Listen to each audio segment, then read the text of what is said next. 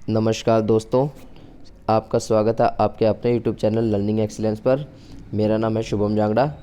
जैसा कि आप सभी जानते हैं, आपको इस चैनल पर डेली बेस एक वीडियो प्रोवाइड की जा रही है जो कि करंट अफेयर की है। और आज से हम इसी चैनल पर एक सीरीज़ शुरू कर रहे हैं। इस सीरीज़ में आपको complete history, geography, political science, economics provide की जाएगी। डेली बेस आपको इसकी एक वीडियो मिला करेगी। उस वीडियो में आपको कंप्लीट हिस्ट्री करवाई जाएगी। सबसे पहले हम हिस्ट्री शुरू करेंगे। हिस्ट्री के 3 भाग हैं। 3 भाग में से हम पहले एंशिएंट हिस्ट्री शुरू करेंगे, क्योंकि इसका फर्स्ट पार्ट जो है वो एंशिएंट हिस्ट्री बनेगा, दूसरा मिडिवल हिस्ट्री, तीसरा मॉडर्न हिस्ट्री। ठीक है, तो हम कंटिन्यू करेंगे अपनी स्टार्टिंग से सीरीज़। चलिए दोस्तों, अब हम बात कर लेते हैं अपनी एंशिएंट हिस्ट्री की। एंशिएंट हिस्ट्री में दोस्तों आपको प्राचीन भारत है। प्राचीन भारत हमारा कब से शुरू होता है? 712 ईसा पूर्व से पहले का समय, पहले से लेके 712 ईसा पूर्व तक आपका क्या है?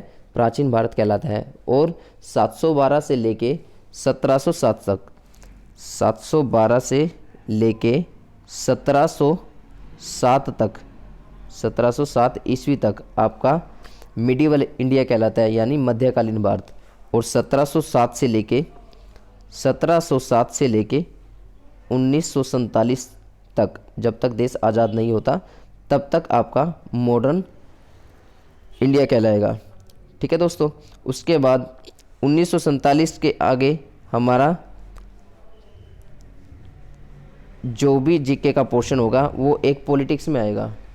ठीक है दोस्तों, चलिए अब शुरू करते हैं हम अपनी सीरीज़। तो हमारी पहली सीरीज़ की पहली वीडियो क्या है? क्लास 1 में हम डिस्कस करेंगे नवपाषाण काल की, मध्यपाषाण काल की और पुरापाषाण काल की। हम तीनों ही इस वीडियो में डिस्कस कर लेंगे कंप्लीट। हम जौन सा भी टॉपिक शुरू करेंगे उस वीडियो में कंप्लीट उसको कंप्लीट कर देंगे। ठीक है दोस्तों, चलिए। प्रागैतिहासिक काल। प्रागैतिहासिक काल वो काल होता है दोस्तों जिसमें हमें कोई भी लिखित साक्ष्य नहीं मिलते, जैसे कि पाषाण काल हो गया। पाषाण काल को कौन सा हो? जैसे हम इसको स्टोन वाला काल बोल देते हैं। ये वो काल होता है जिसमें हमें लिखित साक्ष्य कोई नहीं मिलते। इसमें हमें या तो कोई हार्ड चीज़ मिल जाती है, जैसे हार्ड मटेरियल हो गया, आपको पत्थर मिल गए, आपको मनके मिल गए, आपको मूर्तियाँ मिल गई। ये सारी चीज़ें कौन से होती हैं? पाषाण काल में होती हैं। इसमें हमें लिखित साक्ष्य नहीं मिलते। आदि ऐतिहासिक काल कौन से होते हैं? आदि ऐतिहासिक काल दोस्तों वो होते हैं इसमें हमें लिखित साक्ष्य तो मिले हैं परंतु उन्हें पढ़ा नहीं गया है, जैसे कि हड़प्पा सभ्यता। हड़प्पा सभ्यता आप दोस्तों सभी जानते हैं। हड़प्पा सभ्यता की जो लैंग्वेज है वो आज तक हमने पूरी कोशिश की, हमारे साइंटिस्टों में उन्होंने पूरी कोशिश की है, लेकिन अब तक इसकी जो लैंग्वेज है उसको पढ़ा नहीं जा चुका है। और दोस्तों प्रागैतिहासिक काल का जो समय है वो 25 लाख ईसा पूर्व से लेकर 10,000 ईसा पूर्व तक कहलाएगा। और आदि ऐतिहासिक काल का समय जो है वो 10,000 ईसा पूर्व से 4,000 ईसा पूर्व तक कहलाएगा। ऐतिहासिक काल कौन सा होगा? ऐतिहासिक काल इसमें हमें लिखित साक्ष्य मिले भी है और उन्हें पढ़ा भी गया है। जैसे हमारे पास वेद हो गए, पुराण हो गए, वैदिक काल यानी उत्तर वैदिक काल, ये सारे के सारे क्या है? ये हमारे इसमें इस समय काल में हमारे वेद बने थे। जैसे हमारे अर्थवेद, सामवेद, ये सारे के सारे वेद हमारे इसी काल में बने थे, इसीलिए ये ऐतिहासिक काल कहलाता है, क्योंकि इसमें हमें लिखित साक्ष्य भी मिले भी है और उन्हें पढ़ा भी जा चुका है। इसका समय काल क्या रहेगा दोस्तों? 4,000 से लेके 1,000 ईसा पूर्व तक इसका समय काल रहेगा। अब बात कर लेते हैं दोस्तों प्रागैतिहासिक काल की। प्रागैतिहासिक काल को हमने आगे 3 भागों में और डिवाइड किया है। 3 भागों में डिवाइड करके इनका नाम क्या रखा है? एक का नाम रखा है पुरापाषाण काल, एक का नाम है पुरापाषाण काल, सेकंड मध्यपाषाण काल, तीसरा नवपाषाण काल। पुरापाषाण काल देखो दोस्तों, इसको समझने का सबसे आसान तरीका एक है, कोई भी लेटेस्ट फैसिलिटी आएगी वो हमारी नवपाषाण काल में आएगी। कोई भी लेटेस्ट फैसिलिटी, जैसे आग पर खाना पकाना, आग से खाना पकाना, आग से रोशनी करना, और खेती होगी, खेती करके पैसा कमाना। ठीक है, कोई भी लेटेस्ट फैसिलिटी होगी वो हमारी नवपाषाण काल में आएगी। चलिए अब बात कर लेते हैं हम इनके क्लेरिफिकेशन के बारे में। पुरापाषाण काल क्या कहता है? पुरापाषाण काल के जो खोज करता है वो है रॉबर्ट ब्रूस फूट। आप इसको ट्रिक से भी याद रख सकते हैं, जैसे कि रानी मुखर्जी को फ्रूट पसंद है, इससे क्या हो जाएगा? Robert Bruce Foote. मध्यपाषाण काल के खोज करता है सी कार्लाइस। कौन है? सी कार्लाइस। और नवपाषाण काल के खोज करता है ली मेंसुरिस, ये इसके खोजकर्ता हो गए। अब डिस्कस कर लेते हैं इसके एक एक पॉइंट के बारे में। पूरा पाषाण काल में, इस काल में मनुष्य ने आग जलाना सीखा था। आग जलाना सीखा मतलब ये है कि आग जलाना सीखा था, बस उसे बुझाना नहीं सीखा था। जैसे पत्थर से टकरा कर आग जल गई तो डर कर जो इंसान है वो भाग गया, भाई ये क्या चीज़ हो गया, इसलिए इसमें सिर्फ आग जलाना सीखा था, इसे बुझाना नहीं सीखा था। मध्य पाषाण काल, मध्य पाषाण काल में, इस काल में मनुष्य को आग की विधिवत जानकारी होगी थी, उसे जलाना भी सीख लिया था, उसे बुझाना भी सीख लिया था। नवपाषाण काल में, नवपाषाण काल में, इस काल में मनुष्य ने आग का उपयोग सही कामों के लिए करना शुरू कर दिया था, जैसे कि खाना पकाना आदि, ये सारे आग के उपयोग करने सीख चुके थे। चलिए अगला पॉइंट क्या कहता है, इस काल में लोग आखेटक होते थे। आखेटक मतलब दर बदर भटकना, खाने की तलाश में। तो आखेटक होते थे मतलब शिकारी होते थे जो एक स्थान से दूसरे स्थान पर भटकते थे भोजन की तलाश में। इस काल में लोग पत्थरों से बने कुल्हाड़ियों का उपयोग करते थे। और इस काल में, मध्य पाषाण काल में, लोग शिकार करने के लिए भाले, तीर, कमान जैसे हथियारों का प्रयोग किया करते थे। नवपाषाण काल में, इस काल में लोग स्लेट के बने हथियारों का प्रयोग करते थे। ठीक है दोस्तों, जैसे कि मैंने आपको पहले बताया, कोई भी लेटेस्ट फैसिलिटी की बात आएगी वो हमारी नवपाषाण काल में चली जाएगी। अगला पॉइंट क्या है, इस काल में लोग पत्थरों से बनी कुल्हाड़ी, ये पॉइंट हो चुका हमारा दोस्तों। इस काल में लोग प्रकृति की पूजा किया करते थे। देखो दोस्तों, जो हमारा पूरा पाषाण काल है, इसके अंदर लोग एक स्थान से दूसरे स्थान पर रहने के लिए चले जाया करते थे, इसलिए उन्हें सिर्फ प्राकृतिक से ही वास्ता हुआ करता था, इसलिए वो सिर्फ प्रकृति की पूजा किया करते थे, प्रकृति के अलावा उन्होंने कोई चीज़ नहीं देखी थी। और दोस्तों, मध्य पाषाण काल में इन्होंने किसकी पूजा करनी शुरू कर दी थी? मध्य पाषाण काल में इन्होंने प्रकृति की ही पूजा की, क्योंकि तब तक भी इन्होंने स्थायी बंदोबस्त नहीं किया था रहने का। नवपाषाण काल में वही लेटेस्ट फैसिलिटी आएगी। इस काल में लोग मातृ देवी की पूजा करते थे, मातृ देवी की पूजा करने लगे थे, क्योंकि ये हमें कहाँ से पता लगा है, एक टोंस वैली उत्तराखंड नामक जगह है, टोंस वैली नामक जगह उत्तराखंड में पड़ती है, वहाँ से हमें रुद्राक्षी माला मिली है, जिससे हमें पता चलता है कि इस काल में हमें मातृ देवी की पूजा करते थे लोग। चलिए दोस्तों, नेक्स्ट पॉइंट पर चलते हैं। इस काल में लोग प्रकृति की पूजा करते थे, हो चुका। इस काल में लोगों को कुछ भी पहनावा नहीं होता था, और इस काल में लोग पत्तों की छाल लपेटते थे। मतलब पूरा पाषाण काल में लोगों का कुछ भी पहनावा नहीं होता था, क्योंकि उस वक्त पे ना इन्हें समझती और ना ही ये पत्तों से वाकिफ थे कि भाई हाँ, पत्तों से भी कपड़े बनाए जा सकते हैं। फिर मध्य पाषाण काल में आके इन्होंने पत्तों की छाल लपेटना शुरू की, और फिर लेटेस्ट फैसिलिटी नवपाषाण काल में आई, जिसमें क्या आ रहा, इस काल में कपड़ों के पहनावे की शुरुआत हो गई। चलिए दोस्तों, नेक्स्ट वाले पॉइंट पे चलते हैं। इस काल में लोगों ने शवों को फेंकना शुरू कर दिया था, और फेंकने के बाद उनके अंदर दुर्गंध आने पर वो स्थान छोड़ देते थे, क्योंकि वो एक अकटक होते थे। अकटक मतलब दर बदर भटकना। इसमें क्या होता था, शिकार करते वक्त अगर किन्हीं मनुष्यों पर आक्रमण हो जाता था और जिसकी वजह से उनकी जान चली जाती, तो उनको वहीं पर छोड़कर ये आगे बढ़ जाते थे।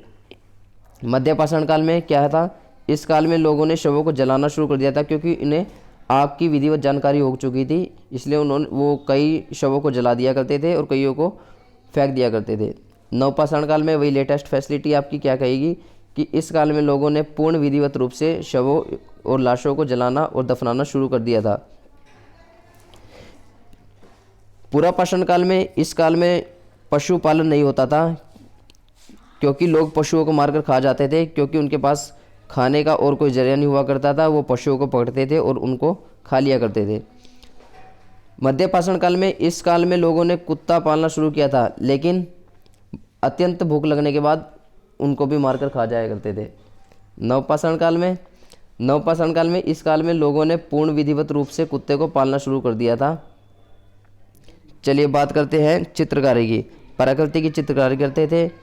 पूरा पाषाण काल में लोग प्रकृति की चित्रकारी करते थे, और मध्य पाषाण काल में, इस काल में लोग प्रकृति के साथ साथ कुत्ते की भी चित्रकारी करते थे।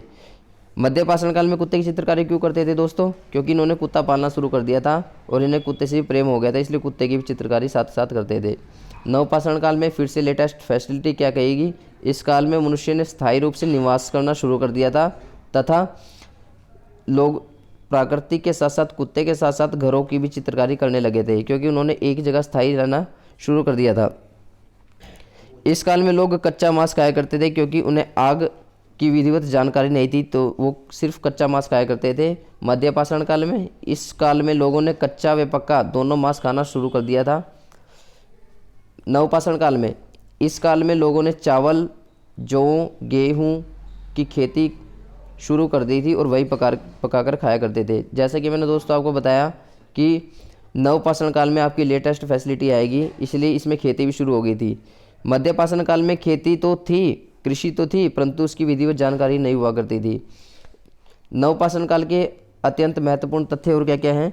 इस काल में लोगों ने कृषि के पूर्ण रूप से आने से, अगर कृषि होगी दोस्तों, जिस जगह पर कृषि होगी, ये तो है नहीं कि भी मनुष्य सारी कृषि करके उसको खुद ही सारी कृषि खुद ही खाएगा, इसलिए वो कृषि के साथ साथ उसने व्यापार भी करना शुरू कर दिया था। एक जगह से दूसरी जगह पे व्यापार भी करना शुरू कर दिया था, और व्यापार करने के लिए उसको गाड़ी की जरूरत पड़ेगी, और गाड़ी की जरूरत पड़ेगी तो पहिए की खोज भी नवपाषाण काल में हुई थी। चाक मिट्टी के बर्तन भी हमें इसी काल से ही शुरुआत के तथ्य मिलते हैं। चलो कुछ इम्पोर्टेंट तथ्य पढ़ लेते हैं अलग अलग काल के अनुसार। पूरा पाषाण काल के मिलने वाले साक्ष्य, एक अति प्रक्रम तमिलनाडु जगह है जहाँ से हमें इस काल की बस्तियाँ मिली हैं। भीमबेटका मध्य प्रदेश नामक जगह है जहाँ से हमें यहाँ के भित्ति चित्र मिले हैं। और हथनोरा मध्य प्रदेश और मिर्ज़ापुर उत्तर प्रदेश, यहाँ से भी हमें इस काल की बस्तियों के साक्ष्य मिले हैं। मध्य पाषाण काल के मिलने वाले साक्ष्य के क्षेत्र कौन कौन से? मध्य पाषाण काल के साक्ष्य हैं हमारे भीमबेटका मध्य प्रदेश, इस नामक जगह से हमें इस काल के साक्ष्य मिले हैं। चौपनी मांडा उत्तर प्रदेश से भी हमें मिट्टी के बर्तन के साक्ष्य मिले हैं। और भागौर राजस्थान और आदमगढ़ मध्य प्रदेश से भी हमें इस काल की बस्तियों के साक्ष्य मिले हैं। नवपाषाण काल, नवपाषाण काल के साक्ष्य हमें कहाँ से मिले हैं दोस्तों?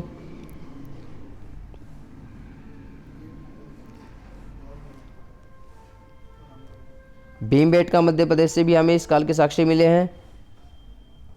बुर्ज होम जम्मू कश्मीर से भी हमें इस काल के कब्र के साक्ष्य मिले हैं। दोस्तों बुर्ज होम जम्मू कश्मीर से हमें एक बहुत ही महत्वपूर्ण साक्ष्य मिला है। क्या? इसमें हमें एक ही कब्र में इंसान के साथ एक कुत्ता भी दफना दिया गया हुआ मिला है, क्योंकि पहले के टाइम में हमें ये बोला गया था कि जैसे ही मालिक जिस कुत्ते को पालता था, मालिक के मरने के बाद कुत्ते को भी उसके साथ दफना दिया करते थे, इसलिए एक ही कब्र में हमें इंसान और कुत्ता दोनों दफनाए हुए मिले हैं। एक गर्तवास जम्मू कश्मीर से हमें इस काल के साक्ष्य मिले हैं नवपाषाण काल के। एक कोल्डी हवा इलाहाबाद में है, वहाँ से हमें चावल के साक्ष्य मिले हैं। मेहरगढ़ पाकिस्तान से हमें गेहूं के, जौ के, कपास के कृषि के साक्ष्य मिले हैं, और यहाँ से हमें आयताकार आकार के घर भी मिले हैं, क्योंकि आयताकार आकार के घर हमें इसलिए मिले हैं कि वहाँ पर कृषि हुआ करती थी, गेहूं की, जौ की, चावल की, कपास की, तो उनको रखने के लिए स्थान की भी जरूरत होती थी, इसलिए हमें वहाँ एक आयताकार आकार का घर मिला है। चिरांग बिहार, यहाँ से हमें इस काल के साक्ष्य मिले हैं। तो दोस्तों ये था आपका कंप्लीट नवपाषाण काल, मध्य पाषाण काल, पूरा पाषाण काल।